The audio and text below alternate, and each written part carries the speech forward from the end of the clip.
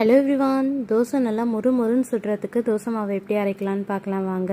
First time நம்ம channel பார்க்குறீங்கன்னா மாம் daughter vlog சேனலை சப்ஸ்கிரைப் பண்ணி சப்போர்ட் பண்ணுங்கள். 200 கிராம் மெஷரிங் கப்பில் 5 கப் இட்லி அரிசி, 1 கப் பச்சரிசி சேர்த்துக்கோங்க. 3 தடவை வாஷ் பண்ணிவிட்டு சுத்தமான தண்ணி சேர்த்து 4லேருந்து 5 மணி நேரம் ஊற வச்சுக்கலாம். அடுத்து 200 கிராம் மெஷரிங் கப்பில் 3/4 கப் உளுந்து, 1.5 ஸ்பூன் வெந்தயம், 100 கிராம் மெஷரிங் கப்பில் 3/4 கப் கடலைப்பருப்பு சேர்த்துக்கலாம். மூணுத்தையும் நல்லா வாஷ் பண்ணிவிட்டு சுத்தமான தண்ணி சேர்த்து 4லேருந்து 5 மணி நேரம் ஊற வச்சுக்கலாம்.